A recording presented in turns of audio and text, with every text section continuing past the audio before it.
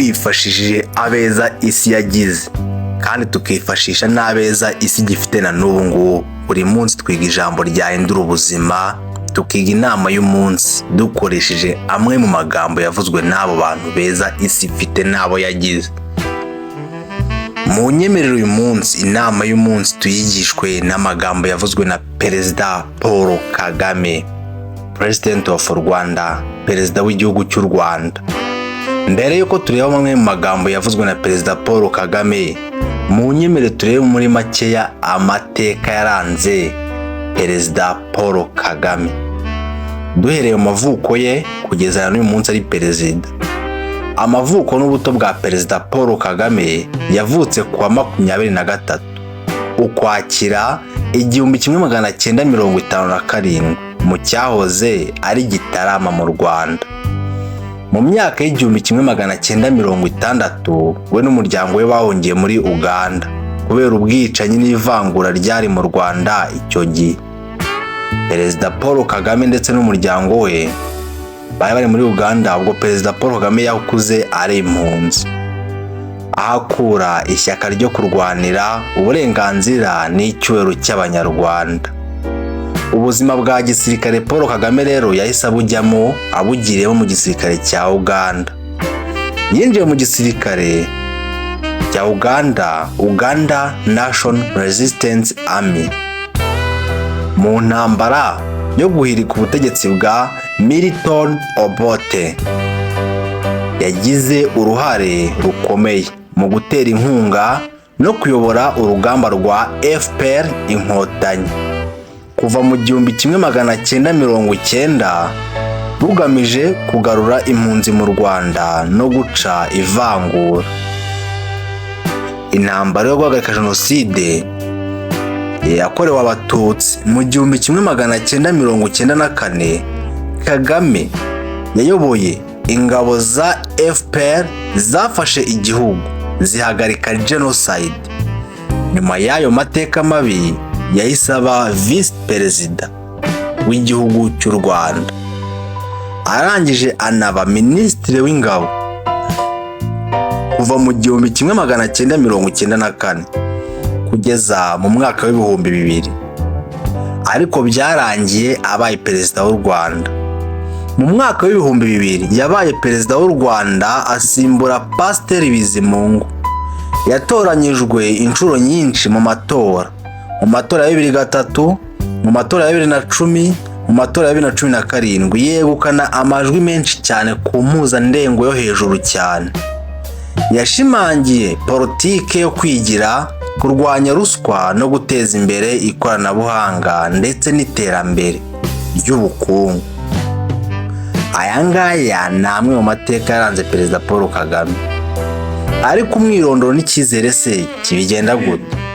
Azwi nk'umuyobozi udacogora, ukunda umuco wo gukora cyane no guharanira cyase gukangurira urubyiruko kwiyubakira ejo heza kandi hazaza mu maso yabo n'igihugu cyabo.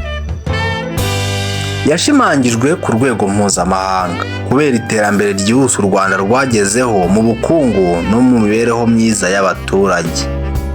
Mu nyemerero uyu munsi rero duhita dukomeza ku magambo yavuzwe na Perezida Paul Kagame, amagambo yahindura ubuzima bwa benshi, akaba yabavana hamwe akabageza ahandi kandi heza mu buryo buri positive. Mu nyemerere uyu munsi duhere ku ijambo rya mbere ryavuzwe na Perezida Paul Kagame. Gusa niba wabikunze dukore subscribe kugira ngo n'undi munsi tuzavuga ijambo ryiza, ijambo rya kubaka ubuzima ritazagucika, ahubwo rizaguhindure, riguhindure mu buryo bwiza, rikugire neza kandi nawe ugire neza abandi. Ijambo rya mbere ryavuzwe na Perezida Paul Kagame yaravuze ngo jya wumvira cyane abakugaya kurusha abagushimira, kandi ibyo ngibyo bivanemo amasomo kandi ugire ibyo uhindura mu bikorwa byawe. Kuko buriya abantu benshi bagushimira nabo wakoreye neza, kandi iyo umuntu wamukoreye ikintu niwe uba ufite inyungu, ntabwo ari we nk'inyungu ziba ziriho. Rero umuntu buriya gushimira cyane bitewe n'icyo yakubonyemo, bitewe n'imbaraga yakubonyemo azakoresha kugira ngo agire aho yungukira.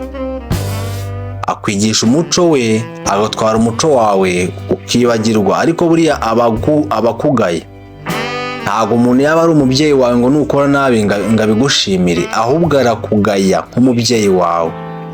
Ntabwo wakora ikintu kibi ngo umubyeyi kimutere ishema, ahubwo arakugaya. Niyo mpamvu tugomba kumvira abantu batugaya kurusha abadushimira.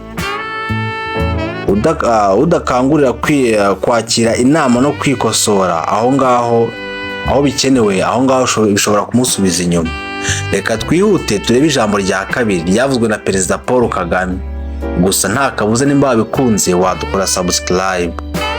Ijambo rya kabiri yaravuze ngo ntitwashobora gusubiza isaha inyuma cyangwa ngo dusibe ibibi byabaye, ariko dufite ububasha bwo guhitamo ejo heza hazaza no kwemera ko ibyabaye bitazongera kubaho ukundi.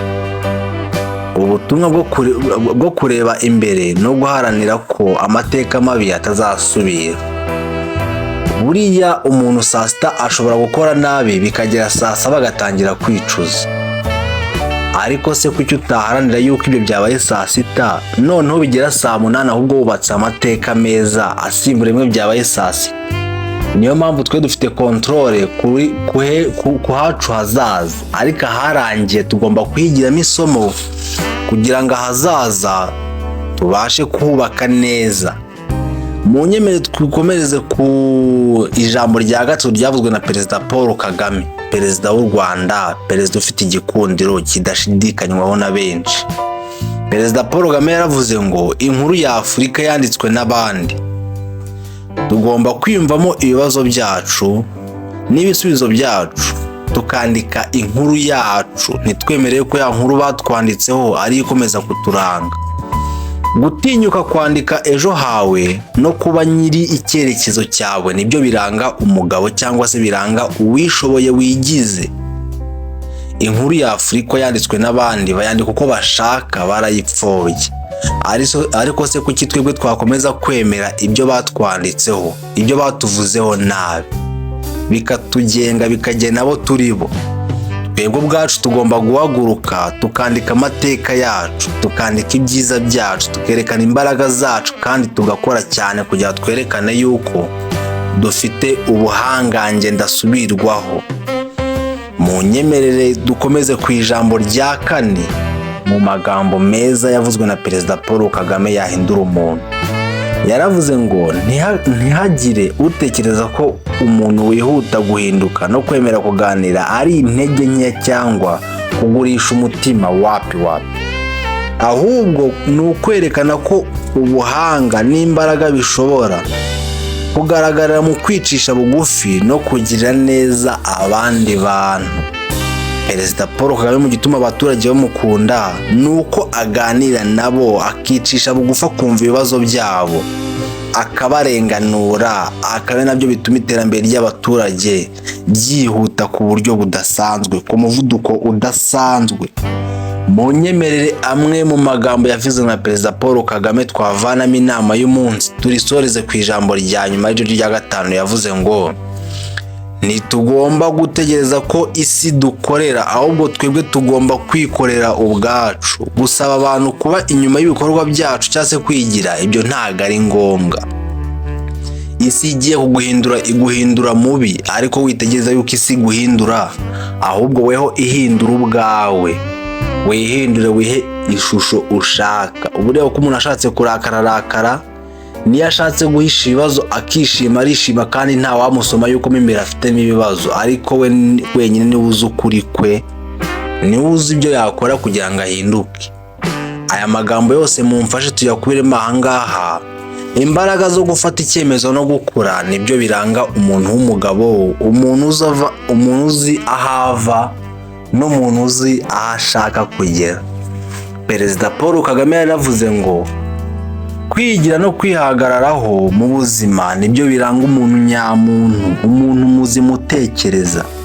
Kwihagararaho kandi ukigira, nta wundi muntu uzakugira. Nubwo hasi ntuhaguruke, ntuzategereza abandi bantu ngo baze baguhagurutse. Oya, ugomba kwirwanaho nk'umugabo, ugahaguruka kandi ugatangira bundi bushyashya, ukemera ibyabaye kandi ukaza n'impinduka nshyashya. kandi Perezida Paul Kagame ibingibi byose yavuze ko tubishyiremo ahangaha. Kwigira ku mateka ni byiza kuko bigufasha guharanira kubaka ejo heza hazaza. Ayo ngayo namwe magambo yavuzwe na Perezida Paul Kagame.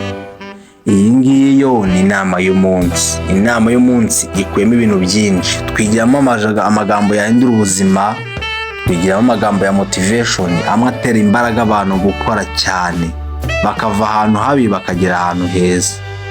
Agacishwa kuri Big Win TV, maze mukabitegurirwa kandi mukabigezwaho nanjye Cyubahiro. Turabakunda. Ciao ciao.